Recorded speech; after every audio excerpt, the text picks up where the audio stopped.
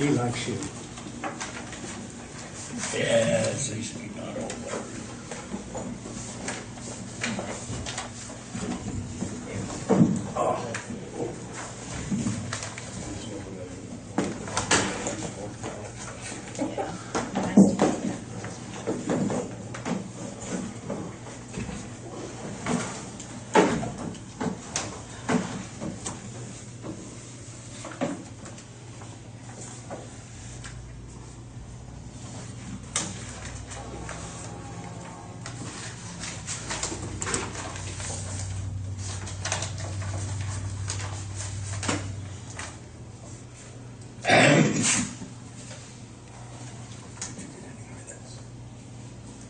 I haven't seen them. It should have been in your packet. I didn't see any like that. Oh, I actually was looking for them for me to be ready.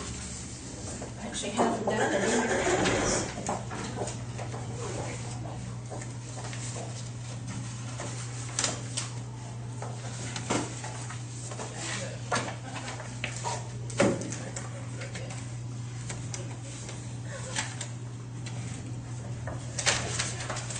They seem to have webinars and seminars on their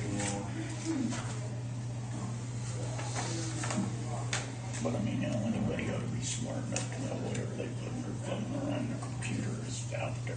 Yeah.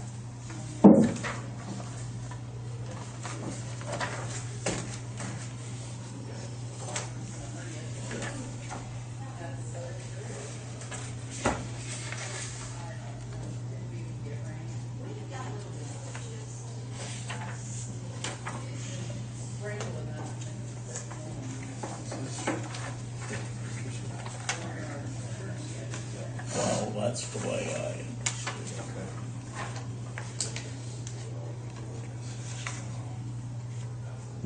And of course, I don't understand why now I can't get through the red. They've got to get us these papers before budget time.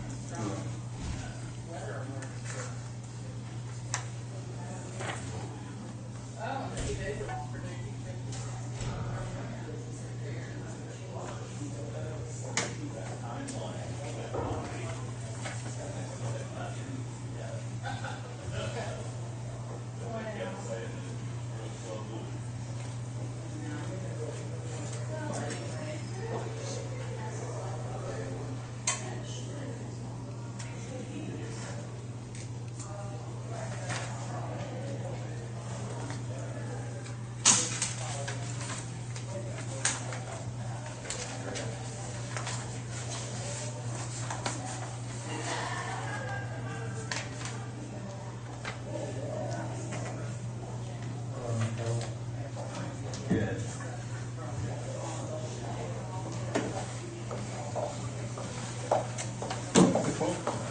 Good moving back, neighbor. Yes.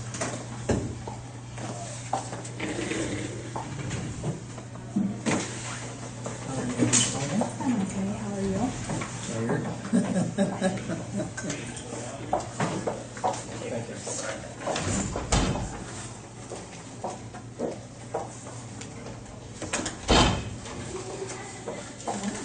Nicole, did you have anything?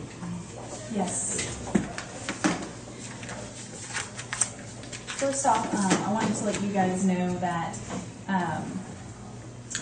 the beginning workings to actually get a proper tax sale in place is going to start here soon. Due to a timeline to make sure we can catch as many properties as possible, I'll need a resolution signed after September 1st. After when? September 1st. September 1st. So the next meeting, I'll have a resolution for you guys to sign. Based on me talking to Deb and looking at the prior resolutions, no resolution was signed. And by statute, you need an actual resolution authorizing a tax sale. Okay. So I have that in place, and I've been talking to some other county attorneys who, do one of these every year, and hopefully we'll get through this first difficult one, and then it will become more Yeah. just nature. Yeah. But I just wanted to let you know that that is the next step. It just seems silly to me to do it before September 1st, because at that point we were able to catch more properties. The other thing I wanted to let you know is our Department of Labor inspection, where we needed some written policies in place. I have drafts of our bloodborne pathogens, emergency safety plan, respiratory safety program, and about 4 or 5 other ones that I'm working right now. I've shared those with Dave Fleming, Ryan Murray, and Cody Beeson, since most of those policies affect those departments the most. Once I get feedback from them, my plan is to see if I can get all the department heads together, because I'd rather have their input before I bring those policies to you. And then just as we did with the credit card policy, I'd like to adopt those by resolution, just so it's clear. Which brings me to the final issue I was going to raise to the board. We had talked before about posting policies adopted by the board on our website, along with the resolution authorizing that. What I had sort of envisioned was, the actual resolution signed and approved by the board attached at the beginning. I know Deb had expressed that there had been some concern about actually posting the signed versions of the resolution out of a concern that might encourage fraud or forgery. I don't necessarily have that concern, but ultimately it's your guys' signatures on the resolutions. It's up to you. I mean, I would like something, if we're not going to post the actual signed approved one, something just indicating that it was adopted on this date, so it can be attached to the policy and people understand that it's when it was adopted. But that's your decision. In this day and age, I don't really have that concern. It's a public document. Technically, anyone can come in and get a copy of that at any point. But I think Deb and I need your guys' guidance about whether or not you want the actual signed resolution posted to the website, or if you would like some sort of alternative. And I did send out an email to the clerks asking how other counties did it. And it was 6 of one, half a dozen of the other. Yeah. Some of them did, some of them didn't. Some of them, didn't have a problem with it. Some of them just had, like, the date that it was signed, but the name was typed. And that's the way the minutes go out. The minutes go out with the signature line and the name underneath of it as to the people, but not the signature. So I don't have a problem posting the It's policy. however you guys want. Yeah, I don't have a problem. I don't either. okay. Okay. Nicole, I had some heads of some departments contact me on the time clock and when we should start that. What are your thoughts on that? I mean, and Deb can probably speak to this a little bit as well. I was actually going to pull up my notes on that. Okay. Sorry. My understanding is, I think the way we do this is we have the time clock. We use the time clock, but we just have to use our current employee policy handbook. To me, employees are already having to turn their time in. And so I don't understand what the difference would be in us continuing to use the same policies and just make them use the time clock. Ultimately, it's going to be a little bit more work, in my opinion, for Deb and the clerk's office, because then when we change policies, things will change for them in the better, but there will be that transition to, again, change that. But I don't see a problem in using the time clock and just using our current personnel policies on it. Employees need to report their time one way or the other. And my understanding is the board had approved to start going ahead and using that time clock with our current personnel policies, and the only thing that is changing is we're going to a 2-week time period. Is that? That's correct. Okay. I'd like to see it started on 1 October, but if it can be done October or September? on September. Okay. Because That was my Can we do it? I believe we can, Okay. because the employees, my concern is if we push it off down the road a little bit, the employees have been trained.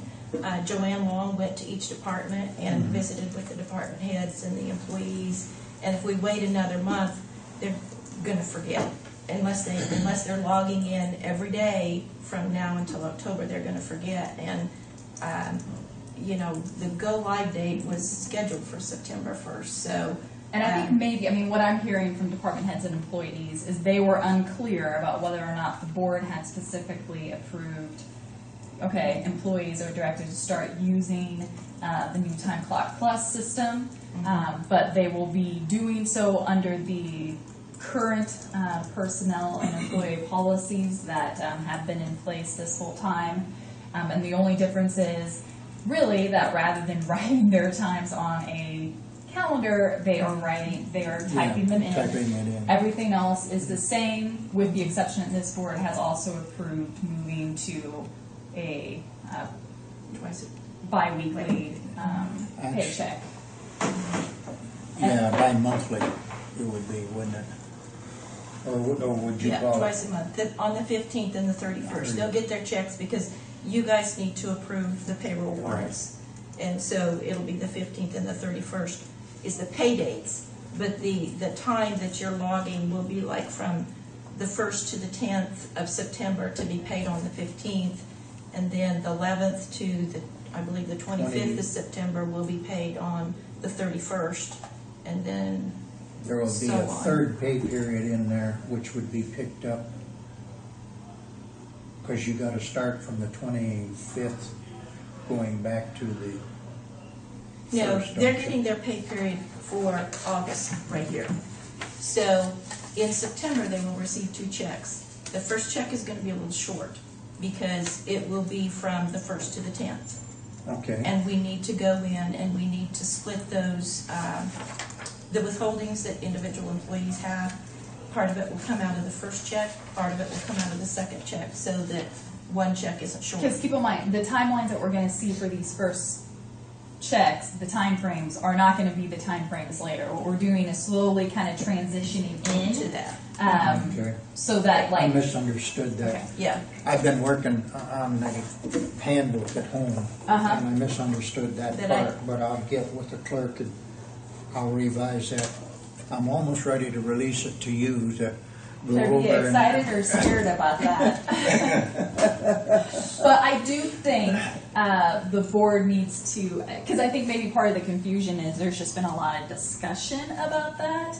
And the board just needs to send a clear message that like the board's direction to the clerk is to start using the time clock plus as of tomorrow under the current Handbook. under the current handbook. And that's the way it's been set up. We used the current policy handbook when Joanne was here as to setting that up. That's how we set it up.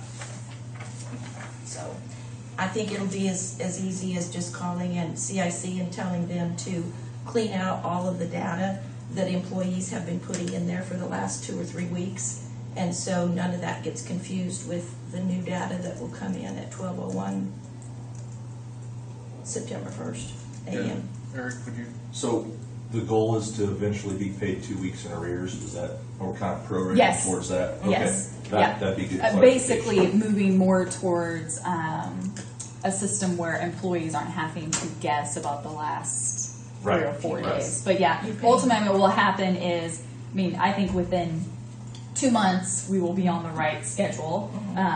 And then, Just gain a day as we go. Exactly. Each pay period or something. Okay. and then, you know, ultimately, I think that was a lot of the it's confusion. a sort of thing, I mean, once you leave, Right. you'll be receiving a paycheck Yep, 2 weeks later. just standard. Which is where normally how most workplaces Exactly. work. But And then yes. one other question, so just turn in a timesheet for the difference in pay for the end of this, you know, the 24th through this day. We'll just have to turn in a timesheet then? If there's No, employees have been differences. paid for all of August. Right, but if there's differences, like if I had down 40 hours and I ended up working 60, just turn in a timesheet.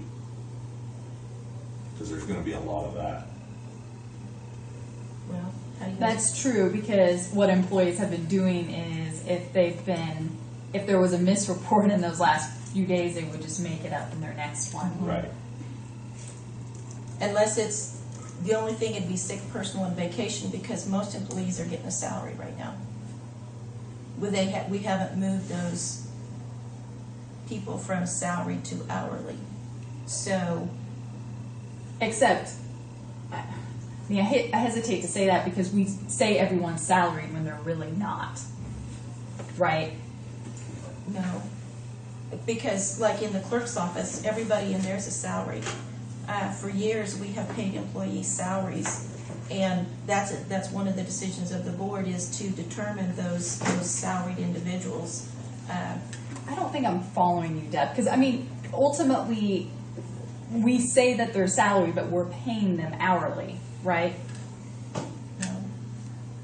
There's Pay an them. hourly breakdown, I mean, on Okay. the We- increase sheets. We have to have an hourly breakdown to figure, because your sick, personal, and vacation time is paid out at an hourly rate, and overtime is figured at an hourly rate.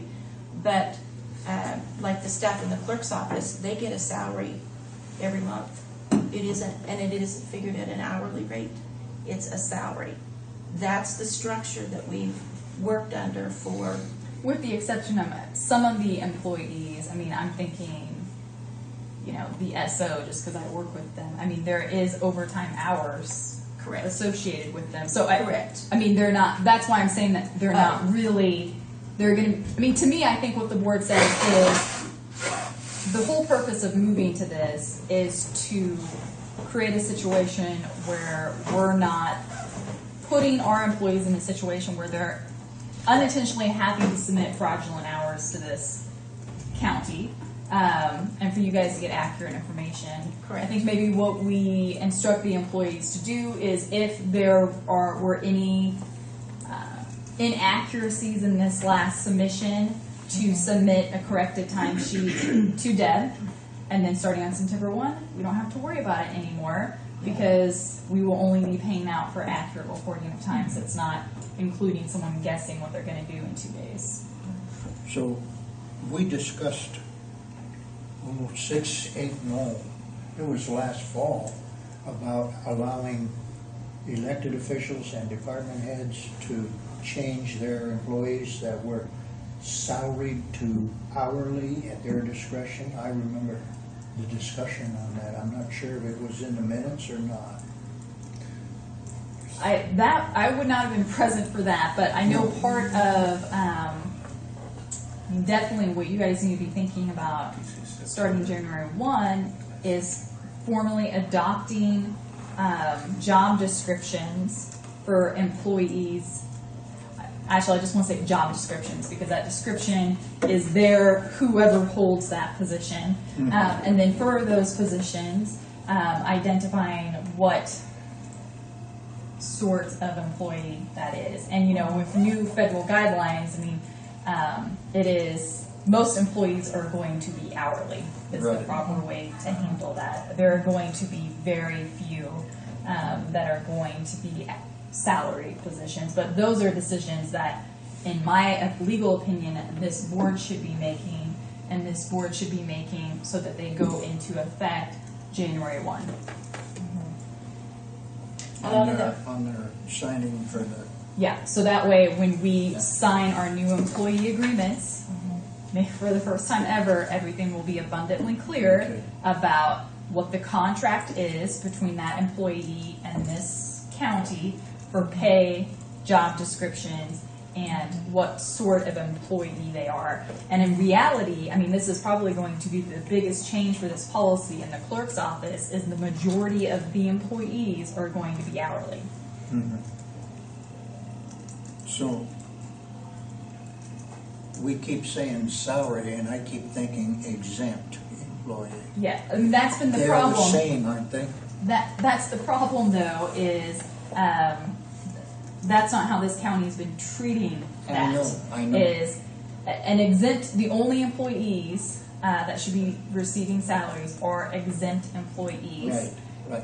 And that is a very small number of employees because it's going to depend on, one, you need to hold an administrative position, and two, the amount of pay that you are actually being paid by the county based on federal guidelines.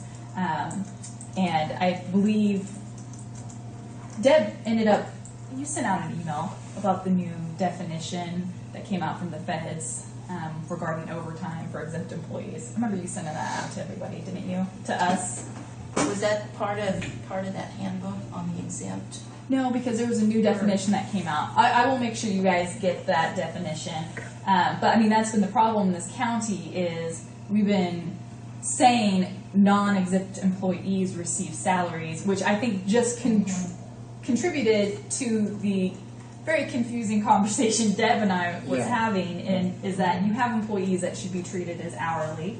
And this has led to the problems that we've had with comp time and overtime questions.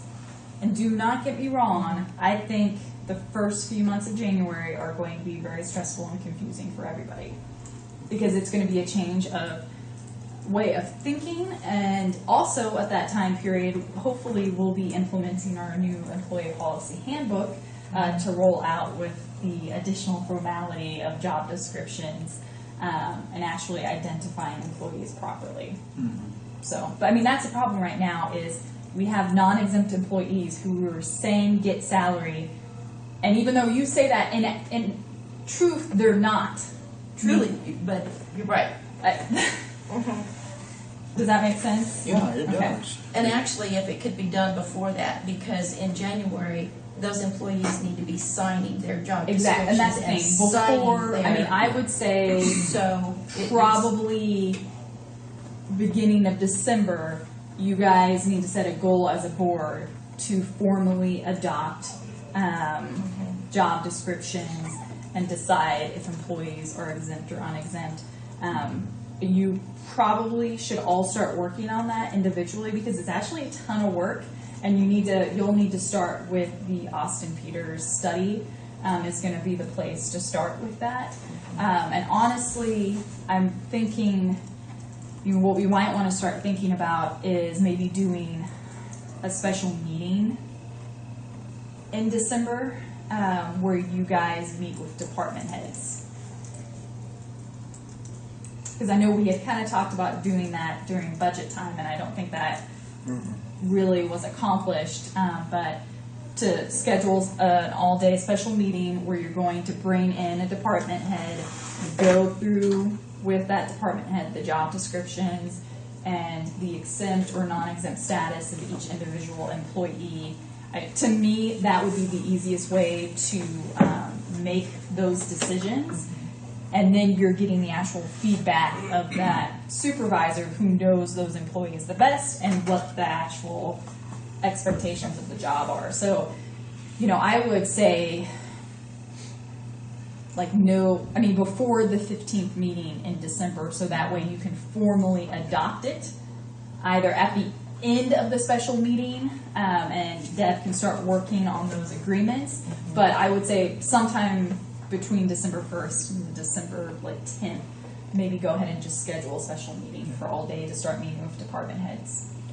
Because the way I have interpreted Austin Peters is the department heads are exempt employees. Generally, the department head is going to be an exempt employee.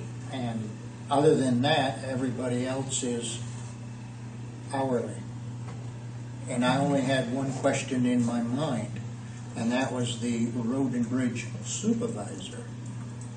If he is a road and bridge supervisor, then he supervises all of the See, and I think equipment operators. and this is a good mechanics. example of, because I think there's probably 2 or 3, and keep in mind, Austin Peters, that's recommendations, but I think there were 2 or 3 individuals who weren't department heads or elected officials who were kind of on the line of whether or not they should be exempt or non-exempt.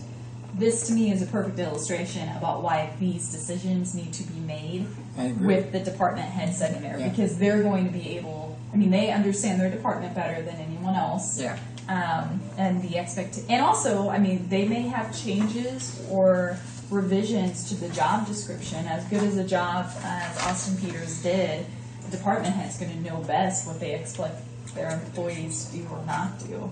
So that would be my recommendation: is schedule a special meeting. I don't think it would take all day. I think we could definitely be done. It would be a long day, but probably 9 to 3-ish to be able to get through all the department heads. But I think that would be the most manageable, efficient, and intelligent way to go through and adopt those job descriptions and start formally, because I mean, the other problem is there is no place in our county where we formally identify whether or not an employee is exempt or non-exempt, which leads to a lot of confusion and frustration on employees' parts and on the clerk's office part, because there is no clear guidance from the county. I mean, we all kind of guess and know, but there isn't any formal identification. And I think that's going to be part of the job description, is at the very upper corner, there's going to be a clear identification of whether or not that employee is exempt or non-exempt. And that's one of the things I have already put into my draft copy of the handbook, is to clarify who is exempt, and also to clarify that an annual cost of living should be considered for employees. And I would like also to, and I haven't got that far yet, but I think an annual review of beginning salaries and ending salaries, in other words, minimum and maximum, be done with the 8 counties, the same ones that Boston Peters used. And that we do that annually, and that way we stop a lot of dissatisfaction amongst the employees about their pay. And actually including a directive in the employee policy handbook that the board Put it right in that there. Put it right in there. Okay. But when I finish that up, I'm going to fire it over to you to look over. Okay. And I use spell check all the time, but I don't catch everything. Question, you mentioned the 2-part of exempt or non-exempt with the new federal law. Is that the law? I mean, is that the deciding? Yes and no. I mean, ultimately, there's a threshold that has to be passed to move an employee from non-exempt to exempt status. So both a definition of duties performed and a minimum amount being paid. The ultimate decision about whether or not an employee is exempt or non-exempt is, once you get past that initial threshold, is up to the board. But that's why most employees are going to be identified as non-exempt, because they won't be able to even pass that initial threshold for the board to label them And as that's exempt. what's changing, is the threshold? Yes. Okay. Can you email that to me? Sure. Thanks. Yep. Let me check my list of things. I think that was it, because that was on my list to bring up as well.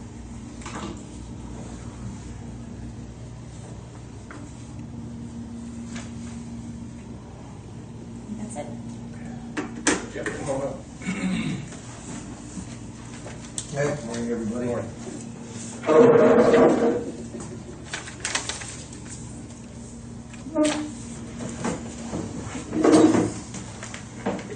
Maybe first some expense issues to touch on.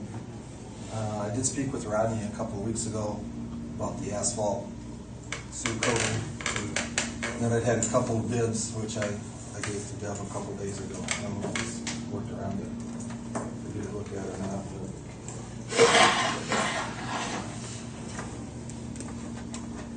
I have some remarks there too, you'll see, but I think both bids are expensive, exorbitantly expensive. Are they both in there?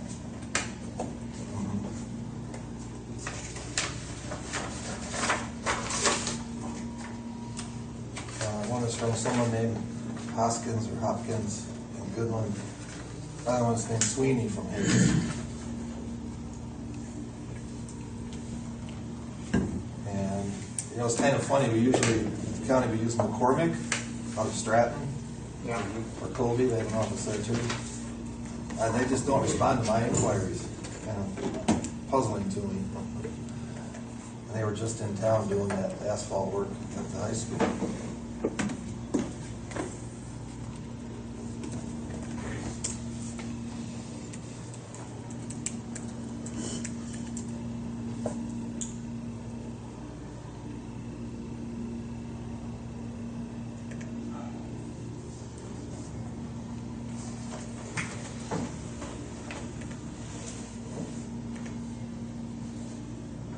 So what does that leave? I wonder if the commission would like to have Dave Fleming give it a try to get in contact with McCormick, since they know him.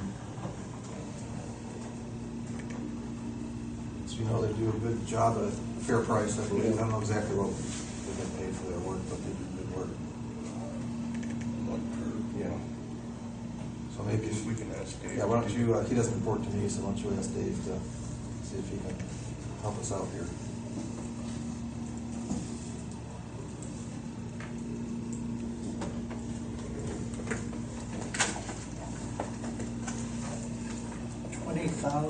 $20,447. Yeah, and that's with $3,000 discount. David, could you Senior citizen discount. Yeah. get a hold of McCormick and ask them to give us a bid for the asphalt resealing up at the Good Sam? Because I guess Jeff is unable to get them. I've got their email. I've been in contact with them, and we managed to get somebody here to take a look. They generally want to do that in the fall, but there's another company that is, I think, Midland or Burlington's interested in it too, so. One is Yeah. Sweeney. There's a Sweeney and Hayes, and there's Hoskins and Goodman has been around. That could be it too. They both left estimates. Okay. About the water softeners, which you approved to have repaired, that work has been done. I'm kind of waiting for a week to see how it goes up before I authorize payment. But they have been there and they've done repairs. Give this to the clerk. I have a question on that ceiling. You know, Dave brought up a good point about, does that need done, or is part of that going to be redone when they build up there? Do we need to wait till we know where we're at on that? That would be the best. And the next question is that the airport road, or is that the Good Sam road? Where do the funds come from to keep it repaired? That road is a county road. I'm just wondering where the funds Oh. come from.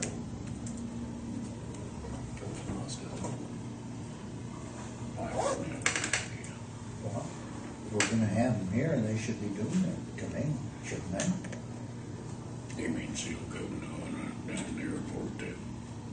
On the road that goes, actually, I it'd don't be, know, I haven't drove down that road for a while. it'd be the back road that goes in behind the Good Samaritan.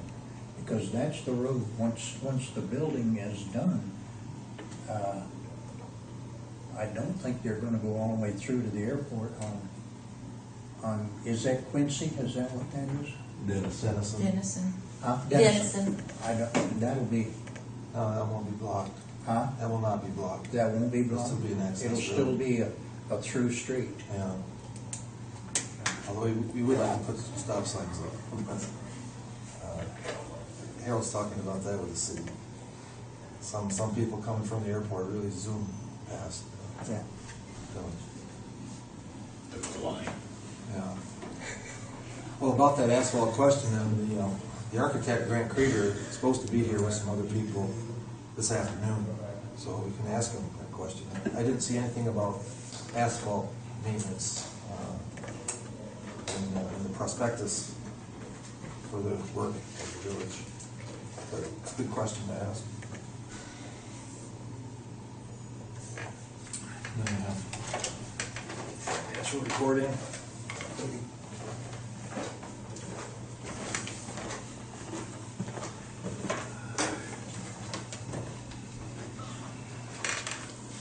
So, again, July is an unhappy picture. I'm sorry to say we had an average census of 24.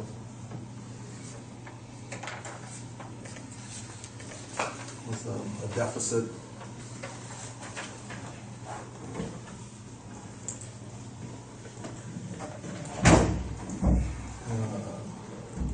The daily rate on Medicare was a little bit positive, $63, so it does fluctuate the last month. July was positive. And then so, the apartments, then we had 10 of those occupied.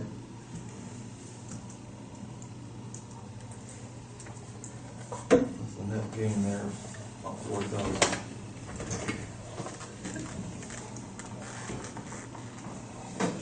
Under the change in the contract, we pay them twice a year, was November the last? Yes, I believe it was. Okay.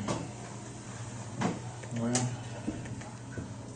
So, again, covering those operational losses will impact the plan for the construction and renovation work. There'll be a discussion about that. Right, Eddie? With the, Yes, September task force. 7th, September 2 o'clock. 7th.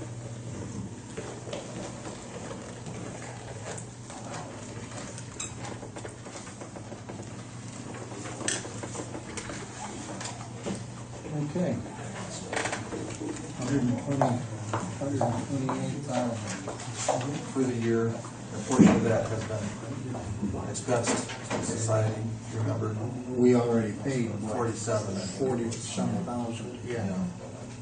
And, you know, it goes like this, my census picked up a little bit last week, or 2 weeks ago, we had 26. Well, a resident passed away, another one got sick, went to the hospital, transferred to Hayes, expired there. Another one was a short-term rehab, so there's 3 out in the week. Any other questions for me? A citizen had talked to me about somebody that rented an apartment that had to pay for half the linoleum and half the carpet. Is that true? And Which apartment? You know? yeah, I know who, but I don't know. What's that? There was a new resident that moved into an apartment, and that was On the sliding door? no on the linoleum that Oh, I I had didn't know heard she anything paid about half that. of it. Is that true? Or? There was a resident that wanted some upgrades, I don't remember linoleum being a part of it. Okay. In the apartment. So is it standard that you pay half if that's the case? It depends. If it's, the upgrade is their decision, Okay. and we work out an arrangement. That's the Okay, only so- case I know of where we sort of split the cost. Okay, so Apartment 6. if it's above and beyond what's normally there, then, Yeah, like none of those apartments, for example, have a range hood. She wanted a range hood. So Okay. she split the cost of that. all right, that makes sense. Just wanted to Uh-huh. ask, because I told them I'd make a question on that. But they were agreed to do that. Okay.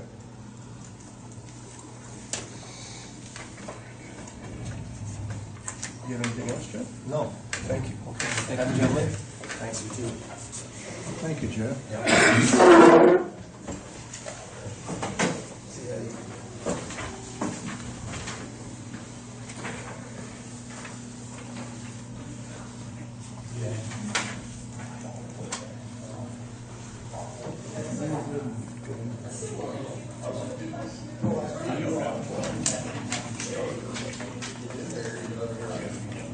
Oh, yeah. We should. Go back and do the minutes and the warrants. Yeah. Did you guys look through the warrants and minutes? Yes, but I do have a question on payroll. Okay. I'd like to go into executive session to discuss it. Financial? No finance. How long? 5 minutes.